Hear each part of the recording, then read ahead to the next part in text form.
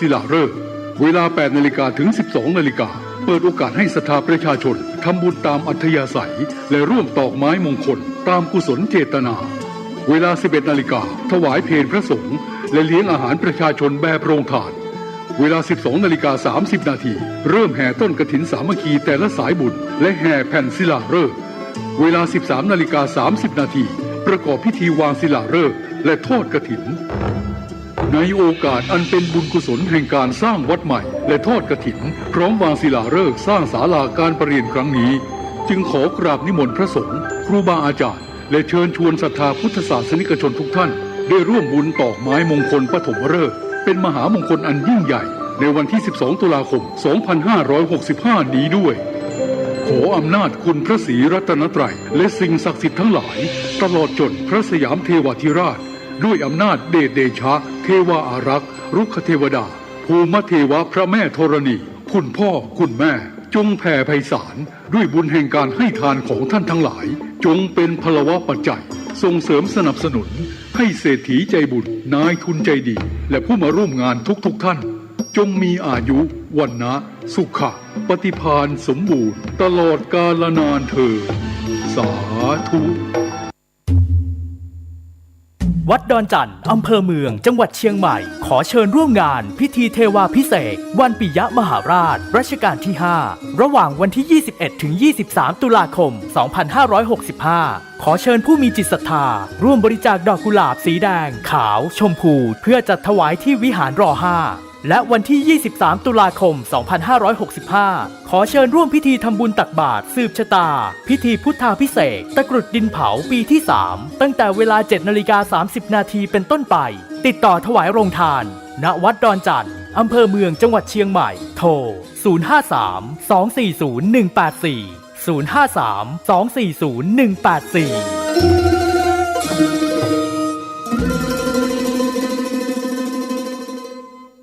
กฐิน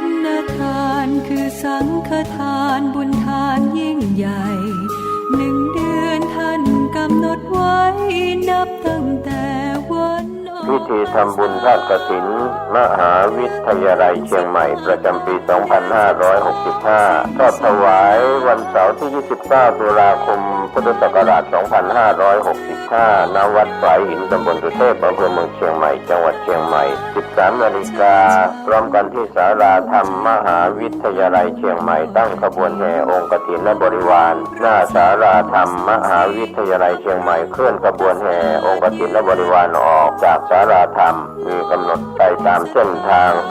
13:30 นาทีขวงวัฒนธรรมมหาวิทยาลัยเชียงใหม่ขบวนแห่องค์กฐินและบริวารทุกคณะสถาบันสำนักและส่วนงานต่างๆพร้อมกันมีการแสดงของชมรมพื้นบ้านล้านนาสโมสรนักศึกษามหาวิทยาลัยเชียงใหม่ 14 นาฬิกา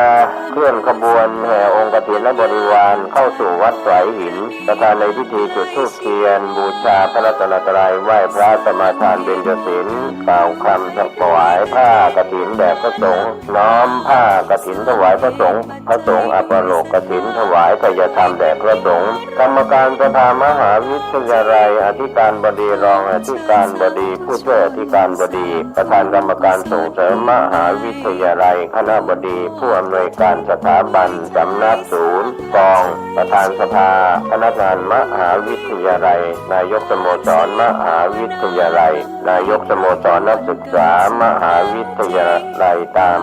ลำดับถวายทายธรรมแด่พระสงฆ์อนุโมทนากรวดน้ำรับก่อนลาพระสงฆ์ 15:30 นาทีประกาศผลรางวัลการประกวดขบวนกฐินก็เป็นข่าวสารงานทำบุญทอดกฐินมหาวิทยาลัยเชียงใหม่ประจำปี 2565 ตรงกับวันเสาร์ที่ 29 ตุลาคม 2565 ก็ถวายกับพระคุณเจ้าที่จำพรรษาท่วนไตรมาสวัดฝายหินตำบลสุเทพอำเภอเมืองเชียงใหม่จังหวัดเชียงใหม่ขอเชิญท่านร่วมบุญร่วมกุศลติดต่อได้ที่มหาวิทยาลัยเชียงใหม่และวัดฝายหินที่จะร่วมทำบุญในคราวครั้งนี้ได้ความสุขกายสุขใจโดยทั่วหน้ากัน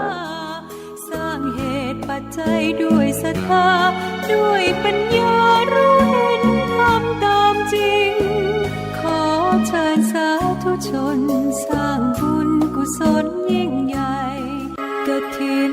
ทานคือสังฆทานบุญทานยิ่งใหญ่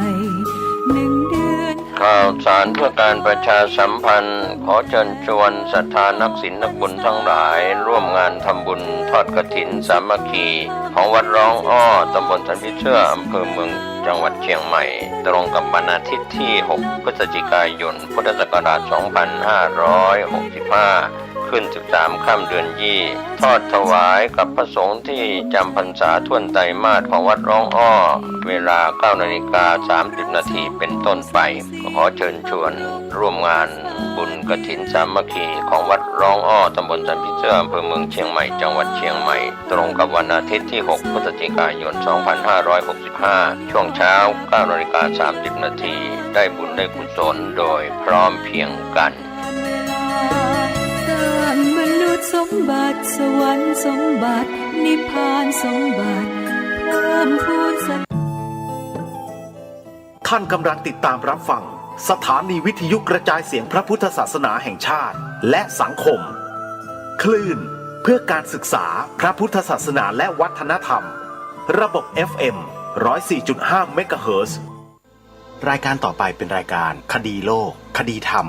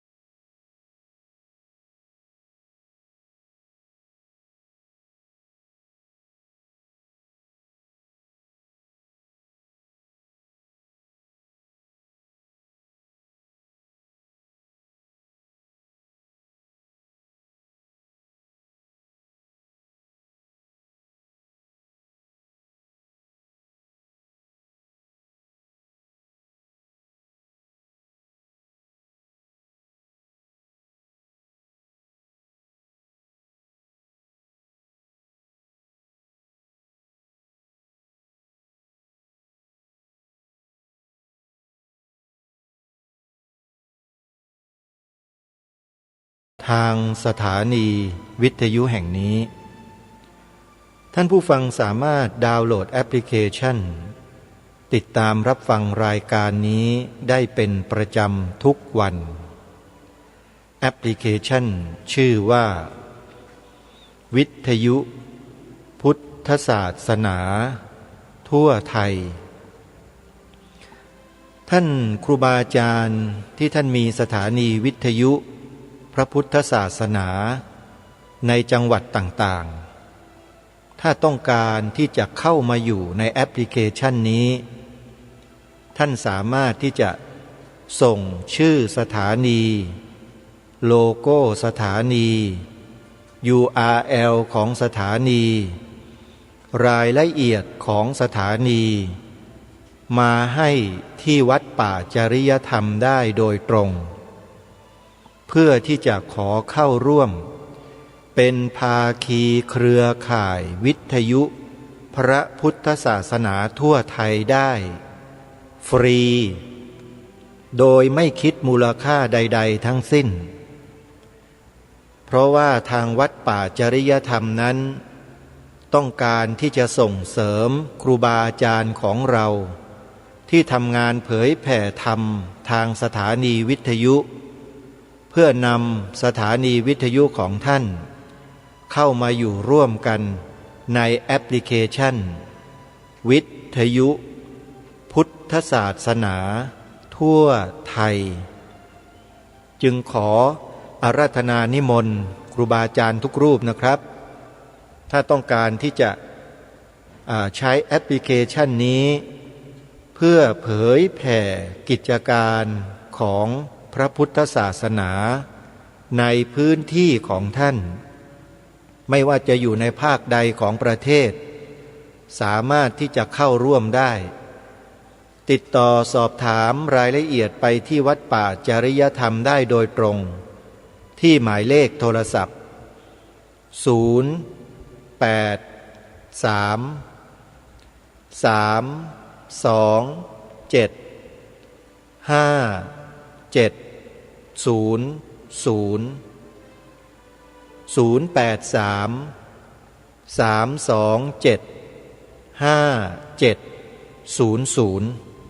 วัดป่าจริยธรรมเป็นผู้นำทางด้านการเผยแผ่พระพุทธศาสนาในยุคกึ่งพุทธกาลท่านสาธุชนทุกท่านช่วงนี้ใกล้ที่จะออกพรรษาแล้วท่านสาธุชนได้ร่วมเป็นเจ้าภาพกองกฐินสามัคคีที่ไหนแล้วหรือยังถ้ายังขอให้ท่านรีบตัดสินใจตั้งใจให้เต็มที่ในปีนี้เพื่อส่งเสริมช่วยเหลือวัดวาอารามต่างๆให้ท่านได้ทำหน้าที่ของท่านสืบต่อไปงานบุญกฐินงานบุญผ้าป่านั้นเป็นงานบุญอันบริสุทธิ์ไม่มีการบีบบังคับด้วยข้อกฎหมายใดๆทั้งสิ้นเพราะเป็นเรื่องของศรัทธาเรื่องของเจตนาอันบริสุทธิ์ของญาติโยมเราที่ทำกันมานานกว่า 2,500 ปีนี่คือบุญประเพณีที่ยิ่งใหญ่ของประเทศไทยของเราที่ไม่มีที่ประเทศอื่นเสมอเหมือนเราจงภาคภูมิใจในวิถีชีวิตของพวกเราคนไทยที่นับถือพระพุทธศาสนากันเถิดการที่เราได้ร่วมแรงร่วมใจกันทำรงรักษาวัฒนธรรมประเพณีของเราชาวไทยไว้ได้นั้น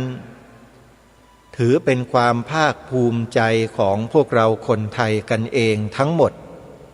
ที่เราได้ร่วมด้วยช่วยกันทุกฝ่ายเราอย่าไปหวั่นไหวกับกระแสใดๆไม่ว่ากระแสใดก็แล้วแต่ที่ถาโถมเข้ามาเพื่อทำลายศรัทธาของเราเราจงอย่าไปหวั่นไหวกับกระแสเหล่านั้นคนที่สร้างกระแสเหล่านั้นเขาไม่ได้เป็นบุคคลที่สร้างสรรค์ที่จะช่วยกันทำรงรักษาวัฒนธรรมประเพณีของพวกเราหรอกเขามีแต่มุ่งจะทำลายด้วยวาจาของเขาทำลายด้วยสื่อด้วยอะไรต่างๆที่บรรดามีที่เขาใช้เป็นเครื่องมือเพื่อที่จะหลอกล่อให้พวกเรานั้นติดกับหลงเชื่อแล้วก็ละเลิกบุญประเพณีที่เราทำกันมาช้านานนั้นไปเสียถ้าใครหลงเชื่อใครหลงกลคนพวกนี้ท่านก็เรียกว่าหลุดจากกระแสบุญกระแสทานทั้งหลายทั้งปวงไปโดยที่ท่านไม่รู้ตัวแล้วมารู้ตัวอีกทีหนึ่งก็สายไปแล้วก็คือตอนที่ท่านหมดลมหายใจแล้วระลึกได้ว่าถูกคนพวกนี้หลอกคนพวกนี้ก็คือพวกทูตเทวทัตทุจินเหมือนอย่างที่ท่านพระมหาอุเทนปัญญาปริทัตกล่าวถึงนั่นแหละซึ่งปัจจุบันก็ยังทำงานทำหน้าที่กันอยู่ทำหน้าที่ทำลายศรัทธาของประชาชนที่มีต่อพระภิกษุสงฆ์เราอยู่แม้แต่ปัจจุบันนี้ก็เถอะมีการปลุกกระแสทำลายพระสงฆ์รูปหนึ่งที่ท่านทำคุณประโยชน์ให้กับประเทศชาติบ้านเมืองทำคุณประโยชน์ให้กับพระพุทธศาสนาทำคุณประโยชน์ให้กับประเทศที่ท่านไปอยู่ที่ท่านไปเผยแผ่ธรรมในประเทศนั้นและเป็นการทำลายพระสงฆ์รูปหนึ่ง ที่ท่านทำคุณประโยชน์มาอย่างต่อเนื่องด้วยการนำเสนอด้วยการชี้นำด้วยการปลุกกระแสให้เกิดความเข้าใจผิดความเห็นผิดของพี่น้องพุทธบริษัทของเราอย่างต่อเนื่องสื่อเหล่านี้ที่อาตมาภาพพูดมาโดยตลอดว่ามันเป็นสื่อแมลงวันมันจะตอมแต่เรื่องราวที่ไม่ดีของพระสงฆ์เรามานำเสนอมาเผยแผ่มาเผยแพร่เชื้อให้พวกเราได้ติดตามรับชมรับดูรับฟังกันตลอดซึ่งณขณะนี้เป็นที่ชัดเจนเป็นปรากฏการณ์ที่ชัดเจนมากเป็นเรื่องที่ผ่านมาแล้วและมันก็จบลงไปแล้วแต่พวกนักข่าวผู้สื่อข่าวนักจัดรายการโทรทัศน์เหล่านี้ก็ไปขุดไปคุยมาจากกองขยะอันเน่าเหม็นมาฟุ้งกระจายให้พวกเราได้เกิดความเน่าเหม็นในจิตใจของเราต่อเนื่องเพราะฉะนั้นถ้าเราอยากจะเห็นอยากจะรู้อยากจะดูว่าสื่อแมลงวันเป็นอย่างไรในช่วงนี้ท่านก็ติดตามดูได้เพราะกำลังนำเสนอข่าวของพระสงฆ์รูปหนึ่งที่ถูกกล่าวหาว่ากระทำความผิดอย่างนั้นอย่างโน้นอย่างนี้สารพัดสารเพทั้งท่านเองนั้นก็กำลังทำหน้าที่อย่างขมักเขม้นอยู่ในต่างประเทศกำลังทำชื่อเสียงให้กับพระสงฆ์ไทยเราอยู่ในต่างประเทศกำลังนำพระพุทธศาสนาไปเผยแผ่อยู่ในต่างประเทศอย่างมีประสิทธิภาพเป็นพระสงฆ์แค่รูปเดียวนะโยมแต่สามารถทำให้ชาวต่างประเทศที่นับถือศาสนาอื่นหันกลับมานับถือศาสนาพุทธได้แล้วมากกว่า300,000 คนจากที่เขาไม่เคยรู้จักเลยว่าศาสนาพุทธคืออะไรพระสงฆ์รูปนี้แหละกำลังถูกนำเสนอถูกโจมตีถูกใส่ร้ายป้ายสีตามกระแสที่เราได้ยินได้ฟังในสื่อแมลงวันเสพกันเข้าไปดูกันเข้าไปเชื่อกันเข้าไปสื่อแมลงวันพวกนี้กำลังแพร่เชื้อสกปรกเน่าเหม็นให้พวกเรานำใส่สมองใส่ความรู้สึกใส่จิตใจของเรากันอยู่ใครอยากจะเน่าเหม็นตามคนพวกนี้ก็เชิญได้แต่ถ้าใครไม่ต้องการจะเน่าเหม็นติดเชื้อจากไอ้พวกแมลงวันหัวเขียวพวกนี้อาตมาภาพขออนุโมทนาขอให้ถอนตัวออกมาอย่าไปเสพอย่าไปดูอย่าไปใส่ใจเชื่ออาตมาเถอะโยมอาตมาภาพรู้จักพระรูปนี้ว่าท่านเป็นคนที่มีความทุ่มเทมีความเสียสละทำงานเพื่อประโยชน์ส่วนรวมจริงๆแต่เพียงแค่ข่าวที่มันผ่านมาหลายปีแล้วที่มันจบไปแล้วเรื่องราวก็ถูกดำเนินการไปตามระบบตามขั้นตอนของมันอยู่แล้วแต่กลับถูกมากระจายถูกมาทำให้มันฟุ้งกระจายจะทำให้เกิดความเสื่อมศรัทธาความเสียหายต่อท่านถามว่าสื่อประเภทนี้เป็นสื่อที่สร้างสรรค์หรือเป็นสื่อที่ทำลายท่านลองวิจารณญาณกันดูนะโยมนะอาตมาภาพไม่ได้ชี้นำแต่กำลังจะบอกพวกเราให้รู้จักใช้วิจารณญาณของเราคือใช้ปัญญาในการเสพในการบริโภคสื่อเหล่านี้ให้ดีถ้ากำลังปัญญาของเรายังไม่ดีพอเราก็ควรหลีกเลี่ยงสื่อเหล่านี้อย่าไปเสพอย่าไปรับอย่าไปดูอย่าไปเชื่ออย่าไปฟังเพราะจะทำให้จิตใจเราเศร้าหมองติดเชื้อในกระแสจิตเมื่อติดเชื้อในกระแสจิตแล้วเราก็รังเกียจพระที่เขานำเสนอนั้นเมื่อรังเกียจท่านแล้วทีนี้ท่านเองไม่รู้อิโหนอิเหน่อะไรเลยข้อเท็จจริงอย่างไรท่านไม่เคยมานำเสนอเองมีแต่พวกนี้นำเสนออยู่ฝ่ายเดียวมันเป็นความยุติธรรมต่อท่านแล้วหรือโยมไม่มีความยุติธรรมอะไรเลยในบ้านเมืองนี้ ที่เกี่ยวกับการนำเสนอของสื่อพระสงฆ์ที่มีข้อมูลมีการกระทำที่ผ่านมาและการกระทำนั้นได้ดำเนินการจนจบเป็นขั้นเป็นตอนไปหลายขั้นตอนแล้วแต่สื่อพวกนี้ต้องการที่จะกัดให้มันฉิบหายกัดให้มันขาดทำลายให้มันเละเทะมันจึงกัดอยู่ตลอดเวลาเหมือนอะไรก็ไม่ทราบญาติโยมสาธุชนลองพิจารณาดูซิว่าสื่อเหล่านี้นอกจากจะเหมือนพวกแมลงวันแล้วมันยังเหมือนอะไรกันอีกลองพิจารณาดูให้ดีนะลองพิจารณากันดูซิว่าสื่อพวกนี้เหมือนอะไรกัดไม่ปล่อยเนี่ยโยมลองพิจารณาแล้วลองตอบคำถามด้วยตัวเองดูแล้วพวกเรานี่ก็ยังไปเสพยังไปเชื่อยังไปหลงสื่อพวกนี้กันอยู่อาตมาภาพพูดมายังไม่ขาดคำเลยเมื่อ2 วัน 3 วันที่ผ่านมาว่าไอ้พวกสื่อแมลงวันเหล่านี้มันมีลักษณะนิสัยของมันเป็นยังไงแบบไหนยังไงตอนนี้เราเห็นภาพชัดเจนเลยใช่ไหมนะลองดูนะลองศึกษาดูว่าจริงไหมตามที่อาตมาภาพกล่าวแล้วพูดเนี่ยเพราะฉะนั้นพูดถึงงานบุญประเพณีที่กำลังจะมาถึงข้างหน้าขอให้พวกเรานั้นจงหนักแน่นและมั่นคงจงช่วยเหลือเกื้อกูลวัดวาอารามช่วยเหลือพระสงฆ์ที่ท่านทำงานให้กับพระพุทธศาสนาของเราอย่างต่อเนื่องกันนะโยมนะอย่าปล่อยปละละเลยอย่าละเลยหน้าที่ของเราหน้าที่อุปถัมภ์ดูแลส่งเสริมเป็นหน้าที่ของคฤหัสถ์ญาติโยมของเราหน้าที่ของการทำงานเผยแผ่งานทำนุบำรุงส่งเสริมพระพุทธศาสนาโดยตรงเป็นของพระภิกษุสงฆ์เราเพราะฉะนั้นเราช่วยท่านก็ช่วยเราช่วยสังคมของเราช่วยประเทศชาติบ้านเมืองของเรานี่คือการช่วยเหลือเกื้อกูลซึ่งกันและกันอย่างแท้จริง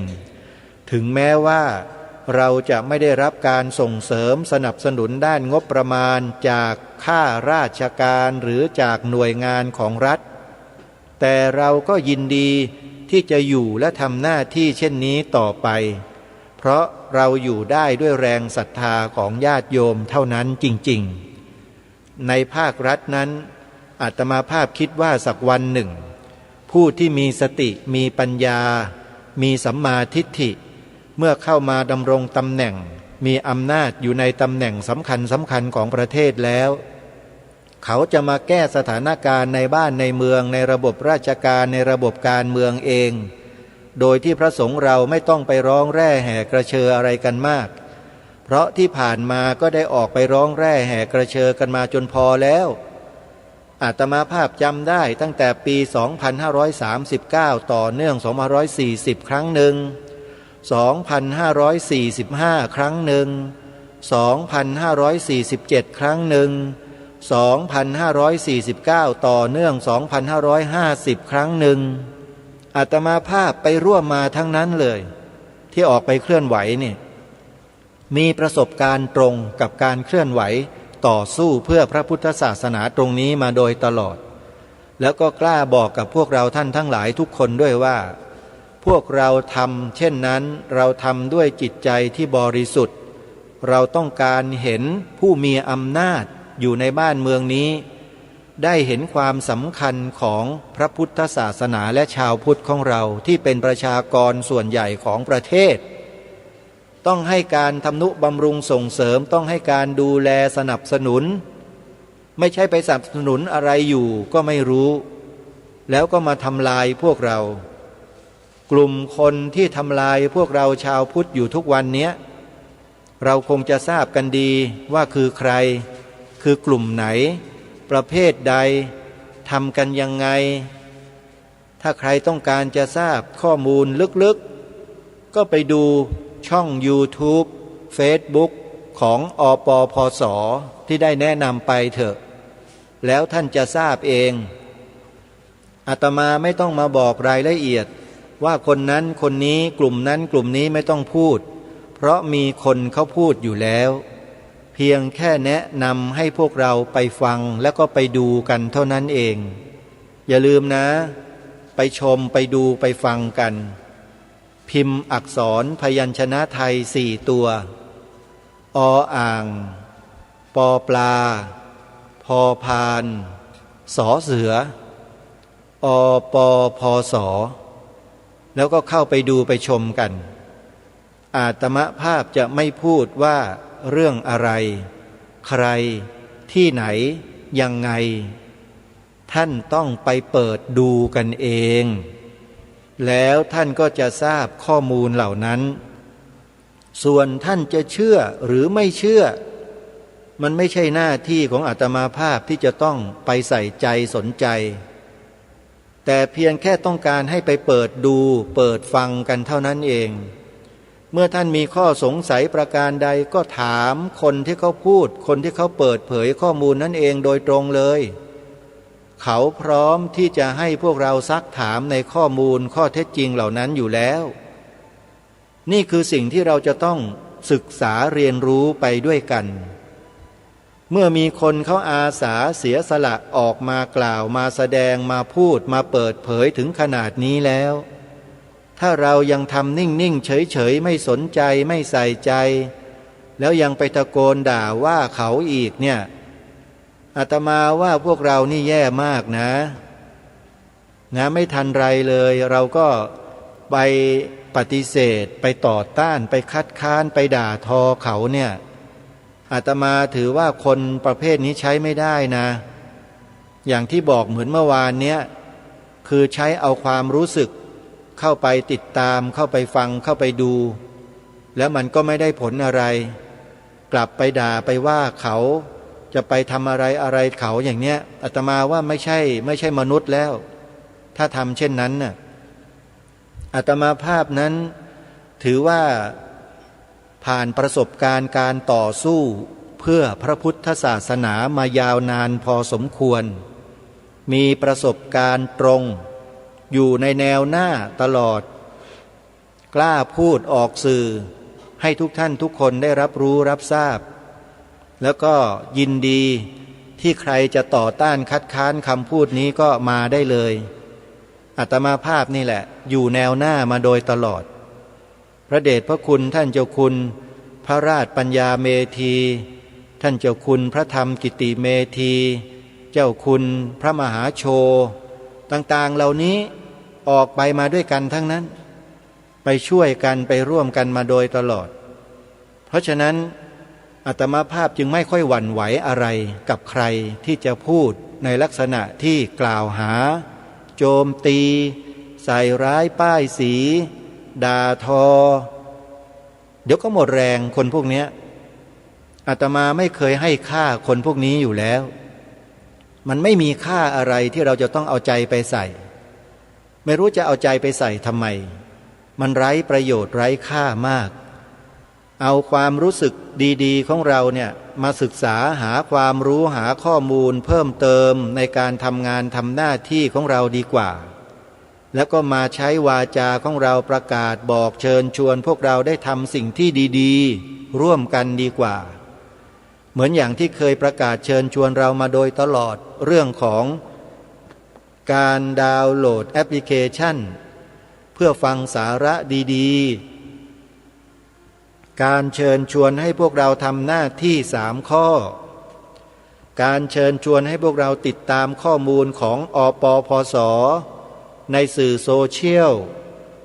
การให้พวกเราได้ฟังครูบาอาจารย์ของเราได้บรรยายเรื่องต่างๆที่เราไม่เคยรู้อย่างพระอาจารย์มหาอุเทนปัญญาปริทัศน์พระอาจารย์วิทยากิจจาวิชโชนะหรือพระเดชพระคุณท่านเจ้าคุณพระธรรมเมธาพรระแบบทิตายาโนท่านเจ้าประคุณสมเด็จพระพุทธโฆษาจารย์ปอ.ประยุตโตเป็นต้น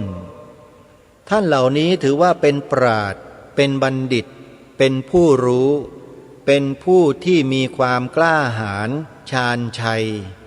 ในการนำเสนอข้อมูลต่างๆที่เป็นจริงและท่านก็ไม่เคยกลัว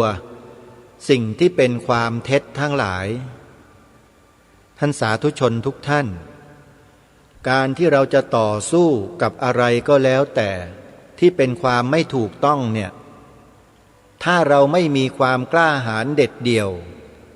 เราจะทำอะไรไม่ได้เลย แม้แต่จะแนะนำให้คนอื่น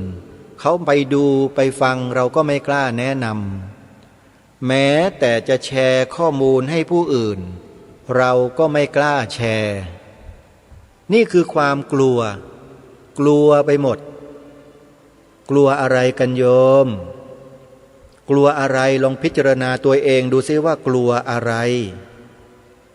พิจารณาให้ดีๆนะรูปนามขันธ์ห้าที่เราได้มาเนี่ยเราได้มาด้วยอะไรเราได้มาด้วยอะไรด้วยอานิสงส์แห่งบุญหรือแห่งบาปที่เราได้มาอย่างสมบูรณ์ทุกวันเนี้ยพิจารณากันให้ดีแล้วเราเนี่ยเชื่อเรื่องกรรมกันหรือเปล่าทำดีได้ดีทำชั่วได้ชั่วเราเชื่อกันไหมถ้าเราเชื่อในกฎแห่งกรรมเหล่านี้แล้วเนี่ยเราจะไม่ลังเลเลยการที่เราจะทำคุณงามความดีจะพูดในสิ่งที่ดีจะทำในสิ่งที่ดีจะคิดในสิ่งที่ดีไม่มีใครสามารถจะมาห้ามเราได้เพราะเราเชื่อกฎแห่งกรรมเราทำดีไหมพูดดีไหมคิดดีไหมแล้วเรากลัวอะไรกลัวคนไม่ดีเหรอโธ่โยมแม้อาตมาภาพไม่อยากจะพูดเดี๋ยวจะหาว่าอย่างนั้นอย่างนี้อีกไอ้คนชั่วคนไม่ดีเนี่ยมันต้องกลัวคนดีสิคนดีไปกลัวคนชั่วนี่หมายความว่าไงหมายความว่าไงลองคิดดูสิโยมคนดีแล้วไปกลัวคนชั่วเนี่ย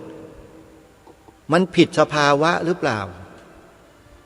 มันผิดไหมท่านว่าผิดไหมโยมลองทำความชั่วสักอย่างหนึ่งได้เอาแบบชะกุกชะกันเลยนะอุกชะกันเลยทำไปเลยอย่างหนึ่งสมมุตินะฮะไม่ต้องไปทำจริงนะมีความผิดอุกชะกันเลยถึงกับประหารชีวิตถ้าใครรู้เข้าเนี่ยโดนจับทันทีลองทำดูสิ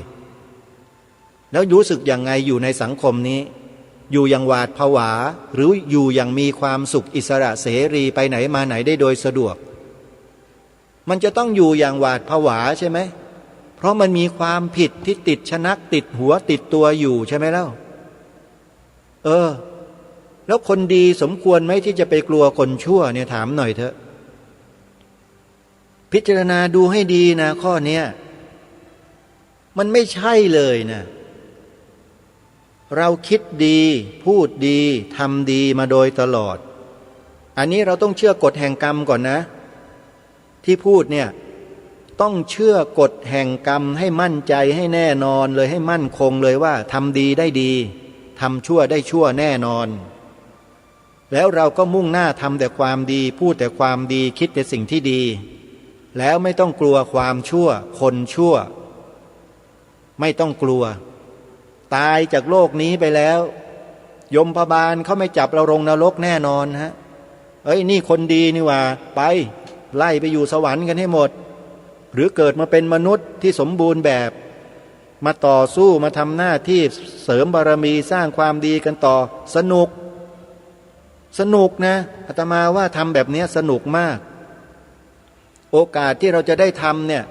มันไม่ใช่เรื่องง่ายนะพวกเทวดาก็ทำความดีอย่างเราไม่ได้นะนี่เรื่องจริงนะโยมนะเทวดาก็ทำความดีอย่างเราไม่ได้ให้ทานรักษาศีลเจริญภาวนาเจริญศีลสมาธิปัญญาอย่างเราเนี่ยเทวดาเขาทำไม่ได้นะโยมอาตมาภาพไม่ได้พูดเองนะโยมไปถามพระเรียนธรรม9ประโยคดูดิทำได้ที่ไหนพระอินทร์น่ะจะมาทำความดีในโลกนี้พระพุทธเจ้าไล่กลับไปอยู่สวรรค์นู่นน่ะอย่าลงมาแย่งมนุษย์เขาจริงไม่จริงเพราะฉะนั้นพวกเราเนี่ยถือว่าเป็นสัตว์โลกที่มีความโชคดีที่สุดในจักรวาลนะที่เกิดมาเป็นมนุษย์มาพบพระพุทธศาสนามารักษาศีลเจริญภาวนาแล้วก็มาทำหน้าที่ของความเป็นพุทธบริษัทสร้างบารมีธรรมของเราให้สูงส่งยิ่งขึ้นไปด้วยการเจริญทานศีลภาวนาด้วยการเจริญศีลสมาธิปัญญาไตรสิกขาที่องค์สมเด็จพระสัมมาสัมพุทธเจ้าตรัสสอนพวกเราไว้ ศีลสมาธิปัญญาในภูมิเทวดาไม่มีนะ อย่าคิดว่ามีนะโยมทำไม่ได้นะฮะเสวยสุขอย่างเดียวฮะนางฟ้าล้อมรอบ 7,000 8,000 10,000เสพสุขอย่างเดียวเทวดาเนี่ยอาตมาไม่เอาหรอกถ้าจะตายจากโลกนี้ไปเกิดเป็นเทวดาไม่เอานะขอร้องอย่าเอาขึ้นไปขอเป็นมนุษย์เหมือนเดิมนี่แหละเนี่ยมานั่งพูดรายการอยู่แบบนี้แหละทำมันอย่างนี้เรื่อยไปนี่แหละถ้าทำได้มากกว่านี้ก็ขอให้ทำได้มากกว่านี้เยอะๆหน่อยมีอำนาจเป็นนายกได้ยิ่งดีนะจะได้จัดการอะไรที่มันไม่ดีในบ้านเมืองซะให้หมดแล้วส่งเสริมคนดีๆคนมีศีลมีธรรมให้ขึ้นมาดูแลกิจการบ้านเมืองด้วยความบริสุทธิ์ด้วยความยุติธรรมเอาจริงๆนะโยมนะแม่เสียดายที่ไม่ได้เป็นถ้าเป็นเมื่อไหร่แล้วน่าดูจริงๆนี่คือสิ่งที่ทุกท่านทุกคนจะต้องคิดให้ดีๆถ้าเราคิดจะกลัวคนชั่วกลัวความชั่วเนี่ยอาตมาคิดว่ากลัวลักษณะยินยอมเขาเนี่ยนะคิดซะใหม่เถอะคิดใหม่แล้วทำใหม่ซะนะถ้ายังคิดแบบเดิมๆอยู่ขี้ขลาดตาขาวอยู่โอ๊ยกลัวเจ้าพ่อกลัวนักเลงกลัวอะไรต่อมีอะไรอยู่ไม่ต้องทำอะไรกันหรอกพวกเราอ่ะก็งอมืองอเท้าหัวหดเหมือนกับกุ้งทำอะไรกันไม่ได้เลยพูดอะไรก็พูดไม่ได้พูดเพื่อประโยชน์ส่วนรวมก็พูดไม่ได้ที่อาตมาภาพพูดอยู่ทุกวันนี้เนี่ยอาตมาภาพพูดตามกฎหมายรัฐธรรมนูญที่บัญญัติทำหน้าที่พิทักษ์รักษาไว้ซึ่งสถาบันชาติศาสนาพระมหากษัตริย์ตามบทบัญญัติของรัฐธรรมนูญแม่บทอาตมาใช้มาตรานี้เลยในการทำหน้าที่โดยไม่หวาดหวั่นกับอะไรทั้งสิ้นและผู้หลักผู้ใหญ่ที่คอยช่วยเหลืออยู่ท่านก็ให้กำลังใจอยู่ตลอดเวลาท่านทำหน้าที่ไปเลยไม่ต้องกังวลเรื่องใดๆทั้งสิ้นแค่นี้อาตมาก็สบายใจแล้วก็ทำงานทำหน้าที่ต่อเนื่องมาจนถึงวันนี้เข้าสู่ปีที่17ที่พูดจาแบบนี้มาโดยตลอด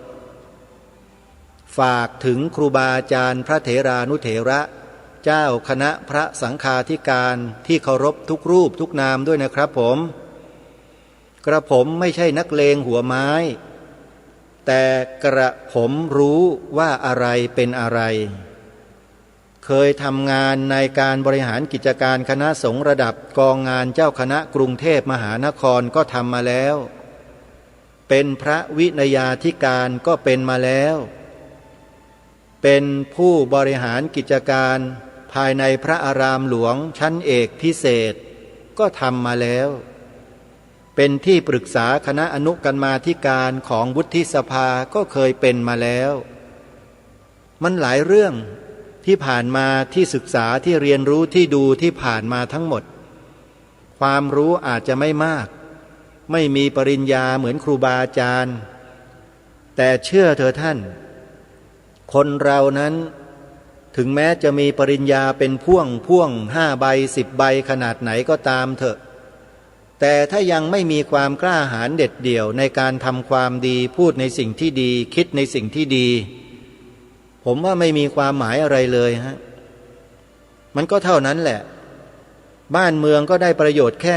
นิดๆหน่อยๆอาจจะไม่ได้เลยก็ได้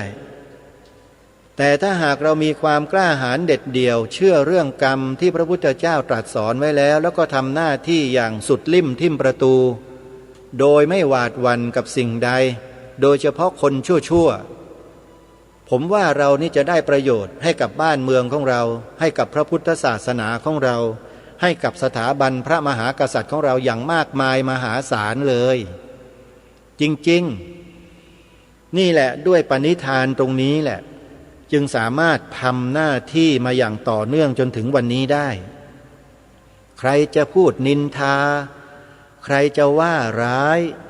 ใครจะใส่ร้ายป้ายสีใครจะด่าทอธรรมดาของโลกท่านโลกกระทำทั้ง8พระพุทธเจ้าก็ตรัสไว้ชัดเจนฝ่ายอิทธารมฝ่ายอนิทธารมอย่างละ4 พิจารณาดูดีๆมันก็เหมือนกันเลยทั้งสี่ทั้งแปดไม่ต่างกันเลยท่าน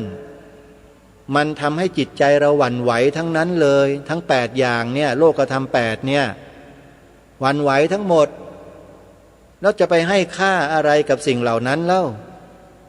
โลกธรรมอะสิ่งที่เราควรให้ค่ามันต้องสูงกว่านั้นสูงกว่านั้นคืออะไรล่ะฮะก็คือโลกุตตรธรรมธรรมที่ยิ่งกว่าโลกโลกุตตรธรรมคืออะไรก็คืออริยมรรคอริยผลที่เรากำลังแสวงหาเข้ามาสู่ชีวิตกันอยู่นี่ไงทุกวันนี้เราแสวงหาสิ่งนี้กันหรือเรากำลังแสวงหาสิ่งใดกันอยู่เรากำลังแสวงหาโลกิยะคือโลกธรรมแปดหรือเรากำลังแสวงหาโลกุตระที่เหนือกว่าโลกธรรมทั้งแปดอันนี้ทุกท่านทุกคนตอบปัญหาตัวเองกันได้หมดถ้าเราทำเพื่อโลกธรรมแปดแน่นอนท่านความหวั่นไหวมันจะเกิดขึ้นในใจท่านอยู่ตลอดเลยแต่ถ้าเราทำเพื่อโลกุตรธรรมแสวงหาโลกุตรธรรมแล้วมีอะไรที่จะทำให้เราหวั่นไหวบ้างล่ะโลกธรรมแปดหรือไม่มีทางหรอกท่านเอทะปัสสะทิมังโลกังจิตตังราชรถูปมังยัตถะพาลาวิสีทันตินัตถิสังโฆวิชานตังสูทั้งหลายจงมาดูโลกอันตรการดุจราชรถที่พวกคนเขาหมกอยู่แต่ผู้รู้หาข้องอยู่ไม่เป็นพระพุทธดำรัสของพระสัมมาสัมพุทธเจ้าเชื่อมั่นไหมล่ะอาตมาภาพและกระผมเชื่อมั่นในพระบาลีคาถานี้นะเรียนนักธรรมเอกในธรรมวิภาคในนักธรรมเอกเจอคาถานี้คาถาแรกชอบอกชอบใจมากท่องทันทีวันเดียวได้เลยเอทะปัสสติมังโลกังจิตตังราชรถูปมังยัตถะพาลาวิสีทันตินัตถิสังโฆวิชานตังติดอกติดใจติดหูติดตาติดสมองติดมาจนถึงวันนี้ไม่ลืมเลยประทับใจมากแล้วก็ใช้สิ่งนี้แหละเตือนตัวเองมาโดยตลอดว่าอย่าไปลุ่มหลงมันนะไอ้ราชรถเนี่ยที่เขาอุปมาให้ฟังเนี่ยโลกทั้งใบนี่แหละที่กำลังแสวงหากันเข้ามาอยู่เนี่ยถ้าไปหลงยึดหลงติดมันเมื่อไหร่จิตใจเราก็จะติดไปกับสิ่งที่มันผันแปรเปลี่ยนแปลงอยู่นั่นไปด้วยมันจะกระเพื่อมอยู่ตลอดเวลาดีก็กระเพื่อมไม่ดีก็กระเพื่อมอิทธารมก็กระเพื่อมอนิทธารมก็กระเพื่อมมันไม่ต่างกันเลยท่านแต่จิตที่ตั้งมั่นในสมาธิมีสติสัมปชัญญะรู้ตัวอยู่ทั่วพร้อมตลอดเวลาแล้วก็ศึกษาความเปลี่ยนแปลงความเป็นไปของสังขารรูปนามขันธ์ห้าอย่างต่อเนื่องนี่ต่างหากที่จะทำให้เราไม่หวั่นไหวเพราะมีจิตตั้งมั่นในการที่จะพิจารณารู้ดูอารมณ์ความเป็นไปของรูปของนามอยู่ตลอดไม่ว่าเวลาไหนคราใดที่ไหนอย่างไรไม่จำกัดพื้นที่และเวลามีสติสัมปชัญญะรู้ตัวทั่วพร้อมอยู่ในขณะที่ทำหน้าที่ตลอดก็จะทำให้จิตใจเรานั้นมั่นคงไม่หวั่นไหวมีความแน่วแน่ในการที่จะหยิบจะจับจะพูดจะทำอะไรก็แล้วแต่สติและสัมปชัญญะนี้คอยที่จะประคับประคองจิตของเราให้แล่นไปสู่เป้าหมายโดยตลอดมันอยู่ที่การฝึกฝนอบรมตนของเราตั้งแต่เริ่มต้นอาตมาภาพและกระผมเนี่ยมีความโชคดีมากกะว่าจะบวชให้แม่บวชให้พ่อแค่พรรษาเดียวเท่านั้นแหละก็จะศึกหาลาเพศไปทำมาหากินเลี้ยงชีพเลี้ยงพ่อเลี้ยงแม่เหมือนกับชาวบ้านทั่วไปนั่นแหละแต่บุญเก่านะอาตมาภาพและกระผมเชื่อว่าคนเราเนี่ยมีบุญเก่ามาก่อนมันเลยทำให้ต้องวิ่งเข้ามาสายนี้ทางนี้โดยเฉพาะเรื่องการปฏิบัติวิปัสสนากรรมฐาน ตามแนวมหาสติปัฏฐานสูตรที่ทางวัดมหาธาตุเป็นผู้ริเริ่มขึ้นมาเป็นสำนักแรก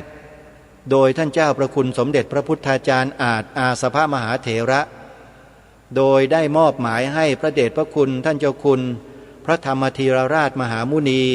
โชดกญาณสิทธิปรริยนธรรม9ประโยคท่านเป็นคณาจารย์เอกฝ่ายวิปัสสนาธุระนำวิปัสสนากรรมฐานมาถ่ายทอดเผยแพร่ให้กับพระภิกษุสงฆ์สามเณรแม่ชีวบาศกบาสิกาประชาชนไทยเราโดยทั่วไปจนกระทั่งอาตมาภาพก็ได้ศึกษาเรียนรู้แนวนี้มาตั้งแต่พรรษาแรกบวชมาก็ได้เข้ามาสายนี้เลยอยู่คนละวัดด้วยนะบวชอยู่วัดหนองแหนตำบลหนองแหนอำเภอพนมสารคามจังหวัดฉะเชิงเทราไม่เคยได้จำพรรษาที่วัดที่ตัวเองบวชเลยแม้แต่พรรษาเดียวขอเจ้าอาวาสไปถือนิสัยครูบาอาจารย์ที่วัดพนมพนาวาสตำบลคลองขุดอำเภอบ้านโพจังหวัดฉะเชิงเทราซึ่งอยู่จังหวัดเดียวกันแต่ต่างอำเภอเพื่อที่จะขอขึ้นกรรมฐานเรียนรู้วิปัสสนากรรมฐานตั้งแต่พรรษาแรกก็ฝึกฝนอบรมตนมาตามระเบียบตามวินัยที่ทางวัดเขาวางไว้เป็นอย่างดี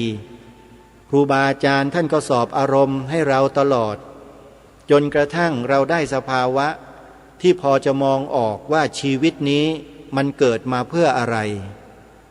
เกิดมาแล้วควรจะทำพูดคิดอะไรประโยชน์ของส่วนรวมคืออะไรประโยชน์ส่วนตัวคืออะไรสิ่งที่เราจะสั่งสมได้คืออะไรสั่งสมไม่ได้คืออะไรไอ้สั่งสมไม่ได้ในที่นี้ก็คือมันสั่งสมไปในภพหน้าชาติหน้าไม่ได้มันคืออะไรศึกษาเรียนรู้กันจนหมดจนกระทั่งจบนักธรรมโทจบจุลเอกเรียนอภิธรรมด้วยแล้วก็ปฏิบัติกรรมฐานเดินจนกระทั่งถึงระยะที่6ก็ทำกรรมฐานมา2 ปี2 พรรษาขออภัยเต็มเสร็จแล้วก็ย้ายมาอยู่วัดมหาธาตุซึ่งเป็นต้นสายของวิปัสสนากรรมฐานแนวนี้เลยเพราะว่าหลวงลุงขอให้มาอยู่ไม่ได้อยากมาอยู่นะโยมวัดมหาธาตุเนี่ยอาตมาเคยเป็นเด็กวัดที่นี่มาตั้งแต่เด็กมาแล้วอยู่มาตั้งนานแล้วที่เนี่ยแต่ลุงบอกว่าไม่มีใครดูแลตาบอดก็มาอยู่กับท่านมาอยู่เพราะความจำเป็นเพราะลุงนั้นมีบุญคุณต่ออาตมาภาพก็เลยต้องมาดูแลท่านเพื่อตอบแทนบุญคุณท่านจนกระทั่งท่านมรณภาพลงเมื่อวันที่29 สิงหาคมที่ผ่านมาเนี่ยโยมเกือบเดือนแล้วที่ลุงท่านเสียไปมรณะไปเนี่ยทุกวันนี้ก็อยู่คนเดียวดูแลโยมมารดาโยมแม่อยู่ทุกวันนี้ก็ทำหน้าที่ดูแลคนแก่คนเฒ่าซึ่งเป็นผู้มีอุปการะคุณเป็นผู้มีอุปการะมากอีกคนเดียวหลวงพ่ออาตมาก็มามรณภาพที่กรุงเทพเอามาดูแลที่นี่ในวาระสุดท้ายเหมือนกันก็ตายในอ้อมแขนอาตมานี่แหละที่โรงพยาบาลสงฆ์โยมแม่นี่ก็คงจะไม่พ้นก็ต้องดูแลกันไปจนตายอีกนั่นแหละนะอุปสรรคปัญหาอะไรต่างๆมันก็ต้องมีเป็นเรื่องธรรมดาคนเรานะโยมนะอาตมาภาพนั้นเหมือนกับหัวเดียวกระเทียมรีบขอบอกตรงๆคนที่ทำงานแบบนี้ที่พูดจาแบบนี้เนี่ยไม่มีพระไม่มีโยมที่ไหนเขากล้าจะมาคบหาสมาคมกับอาตมาหรอกโยมว่าจริงไหมถ้าคนนั้นไม่แน่จริงไม่เด็ดเดี่ยวจริงเนี่ยเขาไม่คบอาตมาหรอกนะคนอย่างอาตมาเนี่ยพูดจาแบบเนี้ยมีใครกล้าที่จะมาคบหาสมาคมไหมเล่ามีแต่อยู่ห่างๆไม่กล้าเข้าใกล้ไม่กล้ามาแสดงตัวเพราะกลัวฮะอาตมาก็เข้าใจนะโยมเพราะคนเรานั้นอยู่กับโลกมันก็เป็นธรรมดาของโลกแต่ถ้าหากเราฝึกฝนอบรมตนจนกระทั่งรู้จักโลกแล้วเนี่ยมันก็เป็นเพียงแค่เรื่องเล็กๆเรื่องขี้ผงนะโลกเนี่ยไม่สามารถทำให้เราหวั่นไหวได้เลยเพราะเรามาเข้าใจเสียแล้วว่าโลกนี้มันคืออะไรเข้าใจแล้วว่าธรรมคือธรรมชาติหรือธรรมะคืออะไรสังขารร่างกายรูปนามขันธ์5ของเรารูปนามของเราเนี่ยมันคืออะไร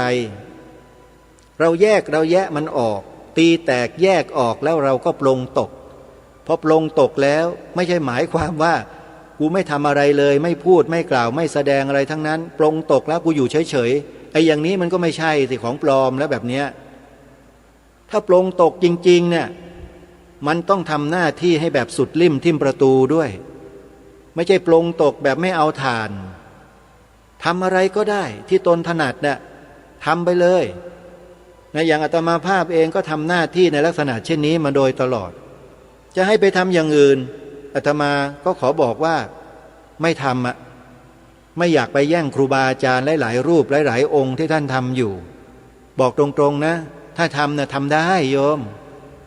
ลองพิจารณาดูสิญาติโยมว่าอาตมาจะทำได้ไหมพูดธรรมะ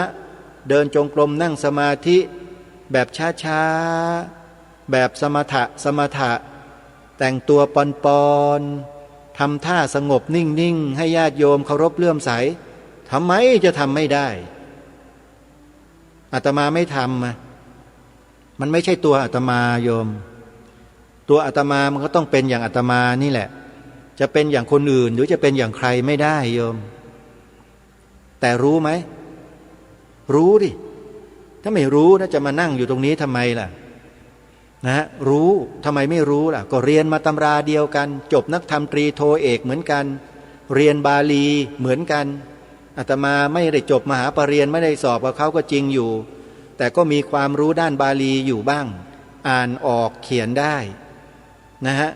แล้วก็แปลได้บางศัพท์บางตัว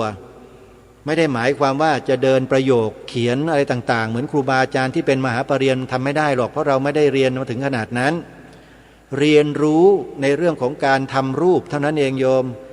ผ่านการเรียนปทะรูปสิทธิมาพระอาจารย์มหาสมปองมุทิโตวัดวิหารธรรมที่น้ำโสมเนี่ยอุดรธานีนะอาจารย์ของอาตมาสอนบาลีใหญ่ก็เดินได้ประกอบรูปได้ทำตัวได้แต่จะเดินประโยคเดินไม่ได้เพราะไม่ได้เรียนต่อถึงขนาดนั้นแต่ก็พอมีความรู้บ้างแหละได้เรียนประโยค1-2ก็เข้ามาบ้างฝึกแปลธรรมบท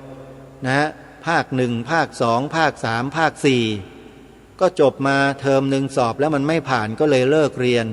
แล้วก็หันไปเรียนบาลีใหญ่แทนก็ได้ความรู้มากมายนะเยอะแยะกับบาลีใหญ่ตรงนั้นแล้วก็เรียนอภิธรรมจนกระทั่งจบมหาอภิธรรมมิกโทนะเรียกว่าในสัจจะยมกะก็จบแค่นั้นส่วนมหาปัฏฐานนั้นก็ได้แต่เรียนนะเรียนอย่างเดียวแต่ว่าไม่ได้สอบอันนี้ก็พูดกันตรงๆนะมันเป็นความจริงนะต้องไปอายทำไมใช่ไหมนะแต่ถามเรื่องอภิธรรมรู้ไหมโยมไม่ต้องมาถามหรอกเพราะอาตมาจบมหาโทโยมคิดว่ารู้ไหมล่ะก็แค่นั้นแหละนี่คือสิ่งที่บอกกล่าวกับพวกเราในฐานะที่เป็นพุทธบริษัทด้วยกันว่าเราต้องพยายามฝึกฝนอบรมตนของเราให้เกิดความกล้าในการที่จะทำหน้าที่ของเราตามความถนัดของแต่ละท่านแล้วอย่าไปก้าวก่ายหน้าที่ของกันและกันอย่าไปดูถูกถากถางกันให้ช่วยส่งเสริมซึ่งกันและกันอันนี้แหละเป็นสิ่งที่อาตมาภาพถือมากนะถือมากๆเลยครูบาอาจารย์เราญาติโยมพุทธบริษัทเราทำอย่างอาตมาไม่ได้ไม่เป็นไรแต่ทำเท่าที่ทำได้ให้ทำ3ข้อเนี่ยของง่ายๆเนี่ยถ้าทำไม่ได้ก็ไม่รู้จะพูดยังไงแล้วใช่ไหมให้พูดคำว่าพระพุทธศาสนาเป็นศาสนาประจำชาติไทยของเราเนี่ยพูดไม่ได้แสดงไม่ได้กล่าวไม่ได้ลองพิจารณาตัวเองดูนะว่าเพราะอะไรให้พูดความหมายหรือว่าท่องจำความหมายพระราชทานธงไตรรงค์หรือธงชาติไทยให้ได้ท่องไม่ได้ไม่เป็นไรแต่ให้ทุกคนถือเป็นแนวทางที่ถูกต้องตรงกันอย่างเดียวกันได้ไหมว่าสีขาวในธงชาติไทยหมายถึงพระพุทธศาสนาเท่านั้นให้ย้ำลงไปบอกลูกสอนหลานเราลงไปอย่าให้หมายถึงอย่างอื่นไม่ได้ประเทศนี้เป็นประเทศพุทธจะเอาสิ่งอื่นมาปะปนในสีขาวธงชาติไม่ได้เป็นอันขาดนะถ้าใครยังดื้อที่จะทำอย่างนั้นอีกเดี๋ยวเหอะจะได้เจอได้รู้ว่าจะเป็นยังไงนายนี้ไม่ได้ขู่นะหม่อมหลวงกาญจพงศ์วรวุฒิหรือหม่อมช้างเขาเตรียมการไว้หมดแล้วเรื่องพวกนี้ และเรื่องสุดท้ายคือขึ้นทะเบียนเป็นพุทธมามกะใครทำได้ก็ทำไม่ได้ก็ไม่ต้องทำโยมอาตมาคิดว่าความพยายามของคนเรานั้นย่อมเหนือกว่าสัตว์เดรัจฉานแน่นอนเพราะมนุษย์เราทำได้อาตมาเชื่อมั่นว่าทุกคนถ้าพยายามแล้วทำได้หมดอยู่ที่ว่าใครพยายามแล้วหรือไม่พยายามหรือไม่ทำเลยอันนี้ก็ขึ้นอยู่กับแต่ละท่านแต่ละคนนะฮะข้อที่3เนี่ยเพราะฉะนั้นอาตมายังมั่นใจว่า3ข้อนี้เราทำได้เอาเหลือบดูเวลาหมดซะแล้วท่านสาธุชนขออภัยเกินเวลามานิดหน่อยวันนี้ก็ต้องขอขมาครูบาอาจารย์อีกครั้งหนึ่งขอขมาญาติโยมสาธุชนอีกครั้งหนึ่งนะถ้าคำพูดคำจาใดไม่ไพเราะ